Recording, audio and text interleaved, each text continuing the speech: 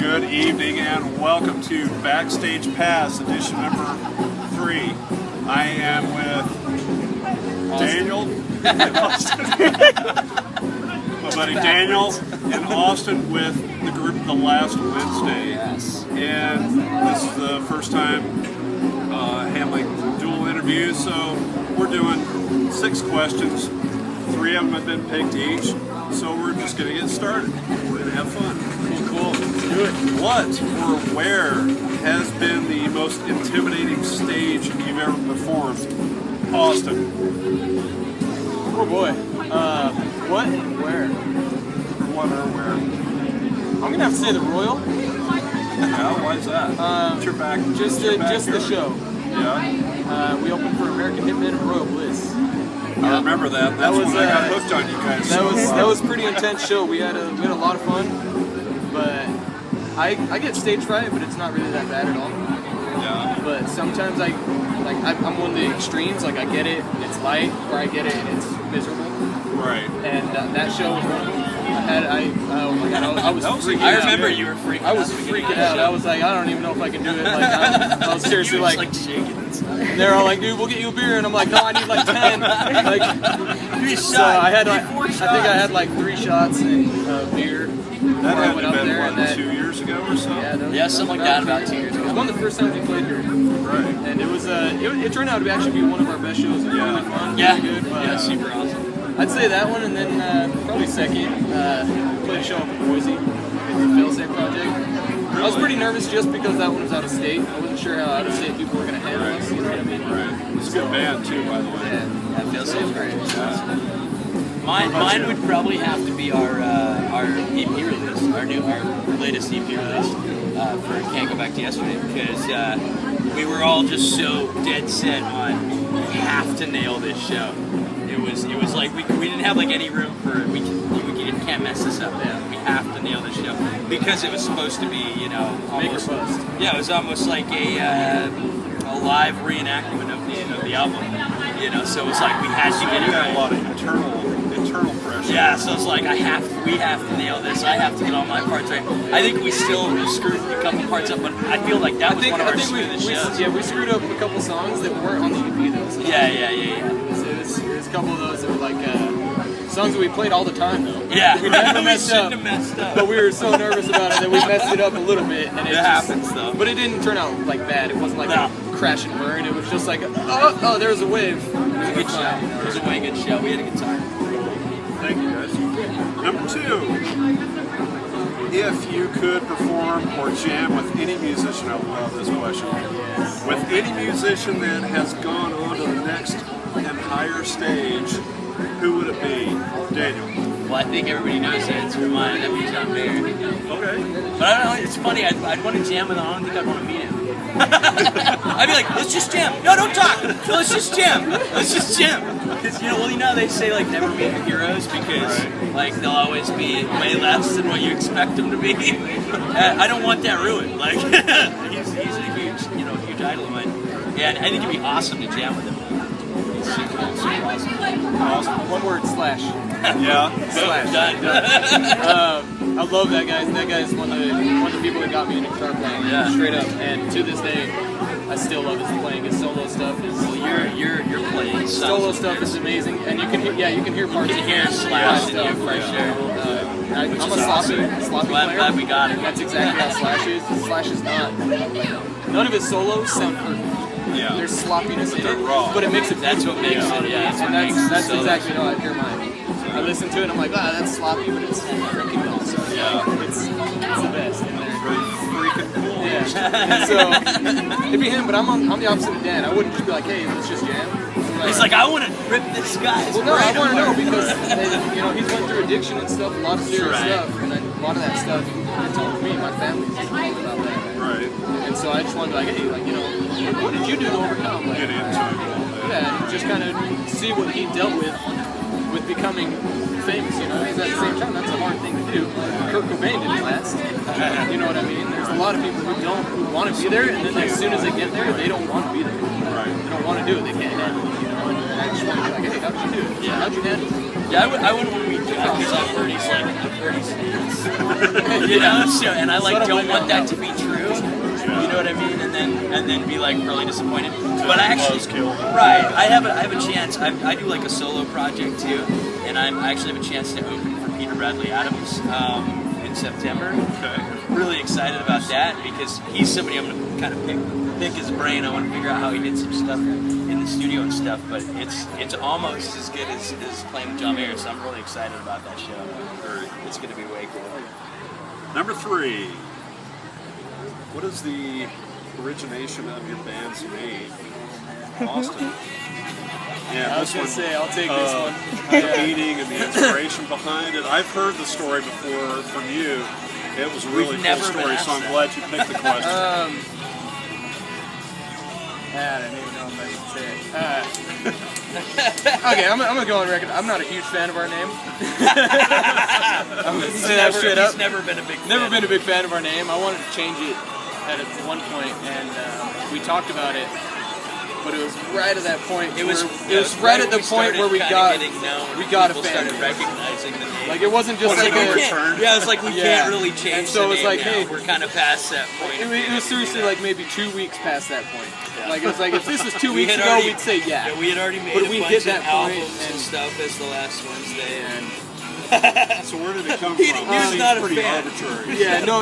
What happened was Dan used to host an open mic night over at the Hookah Lounge. That one was still open, and it's a great place, really fun. And just way chill. That place environment. holds a lot of memories for Yeah, me too. Oh, yeah. that place was awesome. that place is way like, chill, and I love that place. he hosted open mic night, and I went the first night he did it without knowing it. The first night, I literally was there for probably a good 6 months straight. Not even joking, like Monday through Sunday, 6 months straight. Wow. Every night, and then so I went there like the first night. He did that. I was like, wow, this is way cool. Like, you know, I've been to open mic nights, they weren't that great. And this one was just kind of more like, hey, do your thing. Yeah. There you go. And Our so biggest we're like, rule hey, was no discrimination. yeah. And so I was like, sweet, I'll come up there and jam a few. Went and jammed a few, and then this guy every night just stole the stage. Every night he'd just go up there and he'd play Across the Moon and Yeah, all the these old songs, all and, the songs and that just we now do. just stole the stage every time. Like I'd go up there and I'd play a set, and I was like, man, like that was awesome. That was so good. And Dan would be like, yeah, give it up for Austin. And then he's like, I'm gonna play you guys a couple while we wait. And I was like, all right, cool. We listen to it, and I'm just like, man, I feel like crap now. Like, I didn't do that great. You know. And so after a while, we just talked. Me and him got together, talked, and then our bass player Chris showed up. Started kind of making friends with Dan. He started playing a few songs with Dan on the that little drum box. Cajon, I think. Yeah. Yeah. Right. And so then Dan introduced him to me, and we're like, hey, you know, talk a little bit about band stuff and everything. And Chris was like, well, yeah, he's like, I'm not really a drummer type thing. He's like, I just do this. It's fun. I can keep the beat. He's like, I play guitar a little bit. So we're like, oh, sweet. And I'm then- like, perfect.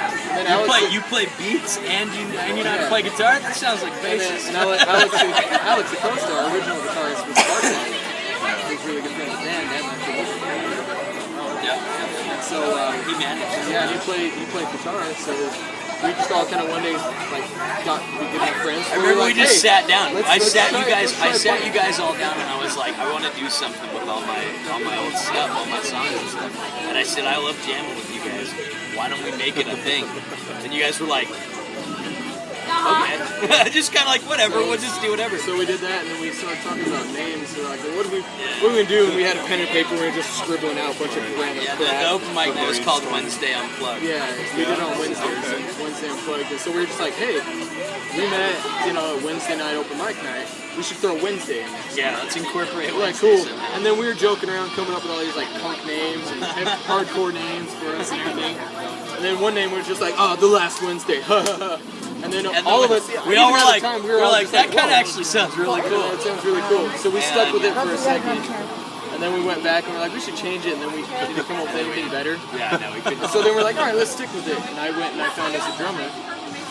And so we're like, hey, like we already got a band name. We got to be cool with it. This is what we're going for. So that's kind of how our band name came about. Yeah. And I wanted to change it a while after that because I was just like, it sounds like a punk band, but we're not punk.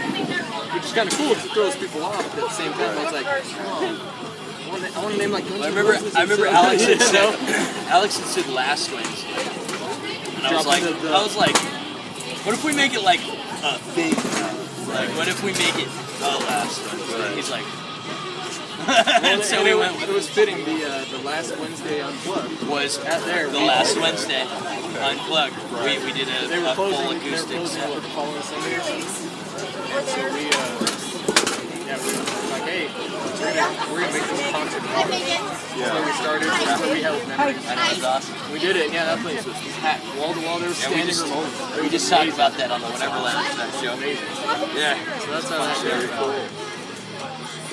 What is your or the band's favorite song to cover? We've only done a handful of covers. Yeah, we've done a couple. I would have to say the one we're working on currently, which is Kiss from a Rose. Kiss by a Rose. Kiss by a Rose. Kiss by a Seal. Unexpected. Yeah. Except I say the name wrong. Whatever, though, I messed it up on stage too. Very cool. Are you guys I think that one is because no. Okay. That one's. No, we just got a new drummer, so What a tease.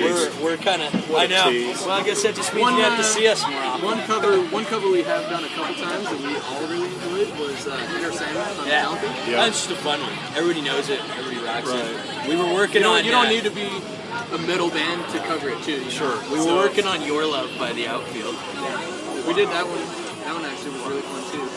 So I think the two main ones we're gonna do is Your Love and Kiss by the Rose. Because it's two that people don't really expect either. Yeah, exactly. Everybody knows Your Love, but they don't expect to hear another band playing, you know? Yeah, no kidding. And then everybody loves Seal and Kiss by a Rose, but nobody expects a band to play. Yeah, Except for Seal. Yeah. Except for Seal. We're gonna see Seal tonight. He's probably not gonna play that song. No, he's not even playing that. His biggest song, Batman's not coming. Yeah. Okay, I'm going to save this one for last. Hey, save that one for last. Should probably do I'm that. going to save this one for last. Both of them for last. If you could have written or sung any song other than one of your own, which would it have been? That's a super tough question.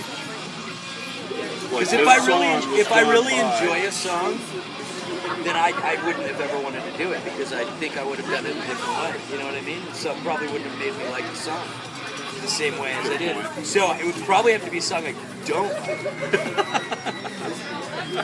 But a song you do like, what is it? A song I do like that.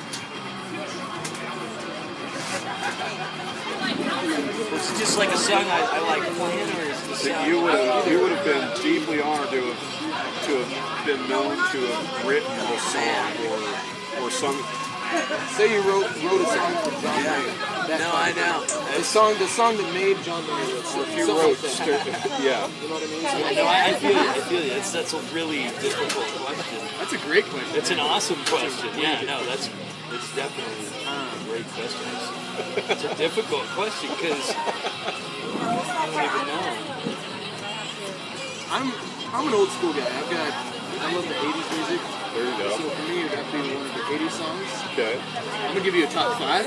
Okay. I can't narrow it down. I can't narrow it down. No problem there. Something to Believe In by Poison. Okay. It's probably right up there. I play that song all the time at open mic nights here. Yeah. Okay. You guys probably hear me. I've heard it once, yeah. That one for sure. So you would have loved to have been personally attached to that song. Youth Gone Wild by Skid Row. There you go. That would be Nice. I would truly honored. Any Guns N' Roses song.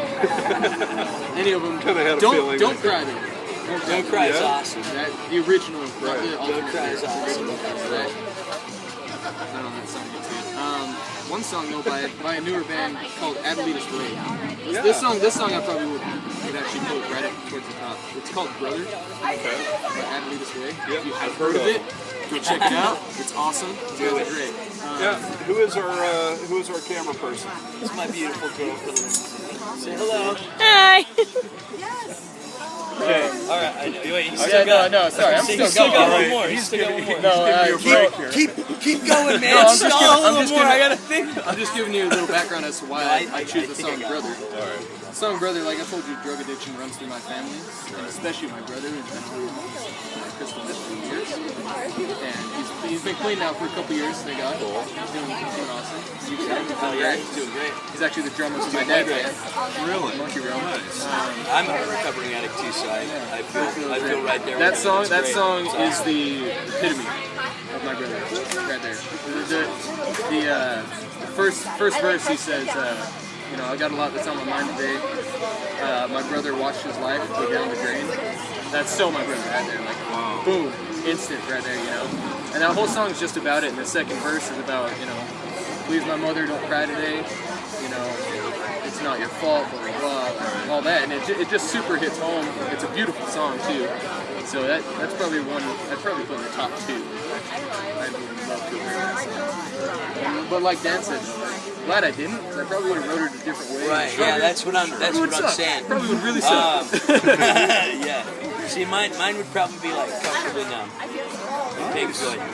Beautiful song. It's an amazing song, but it's the same kind of thing. It's like I don't think I could do it justice.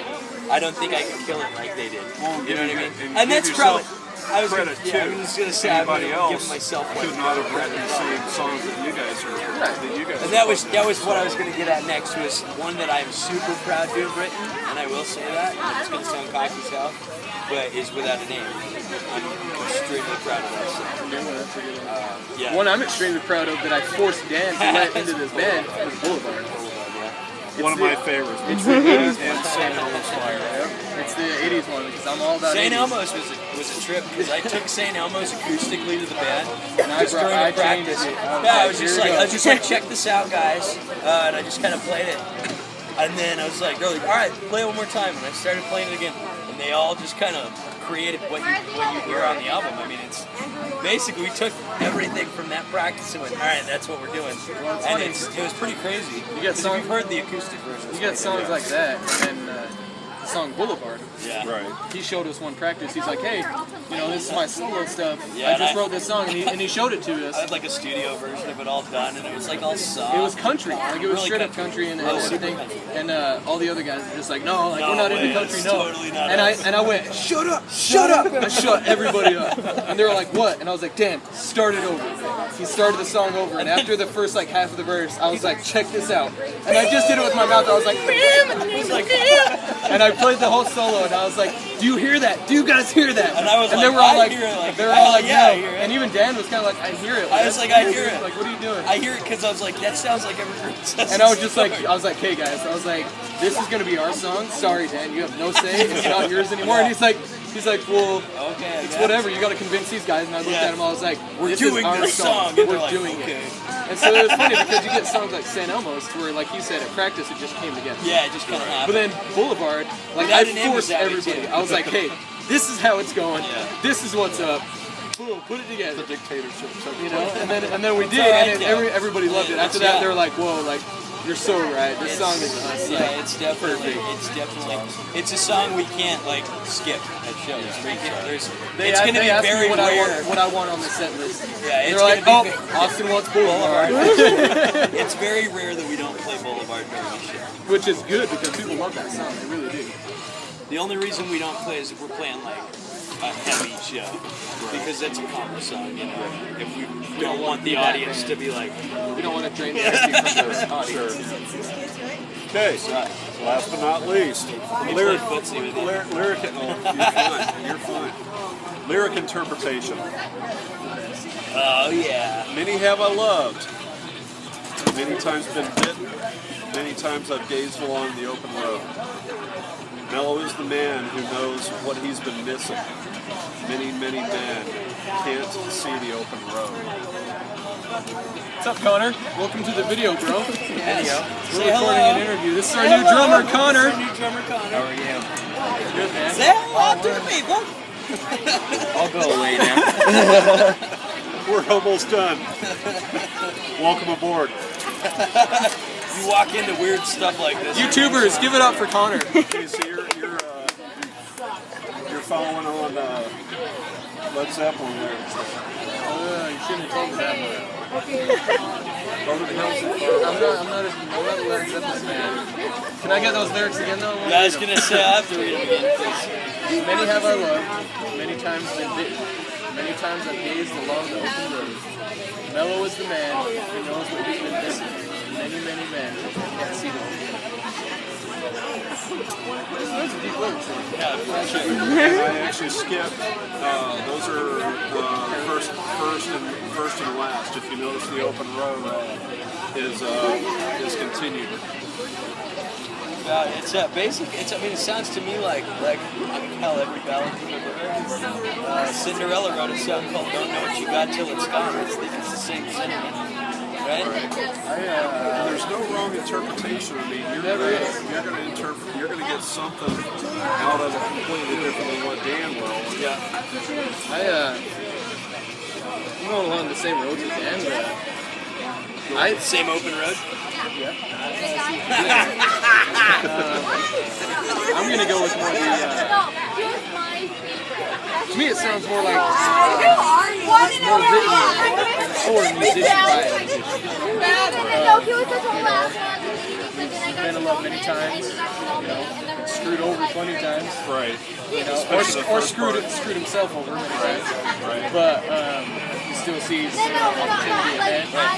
And but you know, many men can't see the open road, so many men don't see that there's still light there. But I also see it coming from the point of, hey, I'm a man on the road. That's what I do for my God. Like it's hard to swallow the tongue. It's hard to find that. That's what I feel mainly is coming from that. Is that he's finding it hard to go about that. Kind of like you look at the Sevenfold. Your song. What's that? Gunslinger. Your song Gunslinger. Right. That wasn't a question, by the way. Yeah, I'm telling you. I know. You love Avenged Sevenfold. Like that. He's talking about being away from the ones you love for a period of time, coming back to them, and everybody listens to it.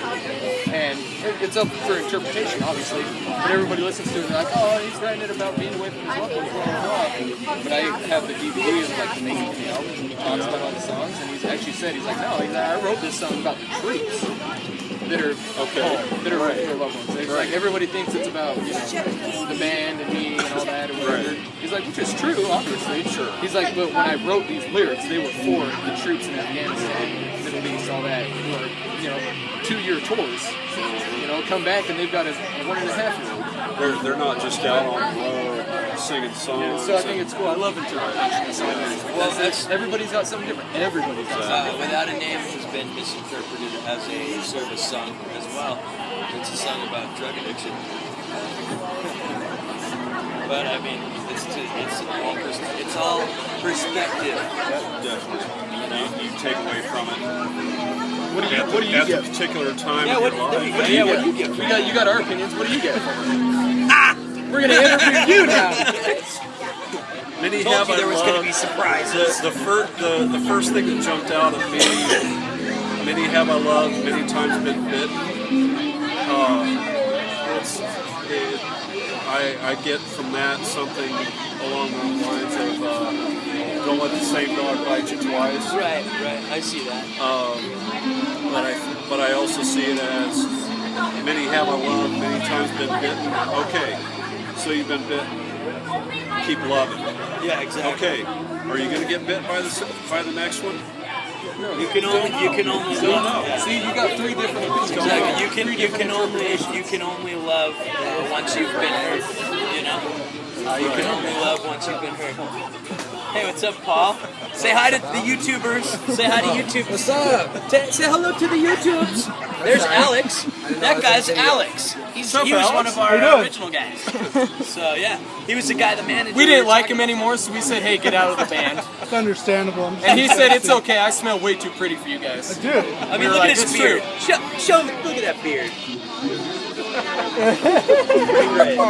Hi guys. Sorry, we're savage. We're taking over our show. So this has been our guest Harry. This is Harry's video blog, and we just stole it from him. Guys, Subscribe. how can people that Don't are, move. that are unfamiliar with the last Balancing a Wednesday, right now. So you know. how can people that You are move. unfamiliar with the last Wednesday and are really getting a kick out of this, Become familiar with how us? can they be more familiar with Facebook, you guys? Twitter. What else are we doing? Come see us. Yeah. Come to a show. Come hang out. The name of the band is? The last Wednesday. The last Wednesday. We Hang out. play in Utah right now. We're trying to set up some shows in Wyoming. Yeah. Currently. Whenever this September. It's gonna go out before July, you think? Oh no, it'll go out tomorrow. Okay, so Yeah. July 25th, we're back here. Back here at the So Royal. check us out. 4760 South, 900 East. Yeah. In Murray. Okay. Daniel, Harry. thank you, bro. It's Appreciate fantastic. it. Austin, thank you for having me on. Got Yeah. it right through both of you. Thank you We very hope much. so, This has been because Backstage if we were Pass. And rock on. Cheers.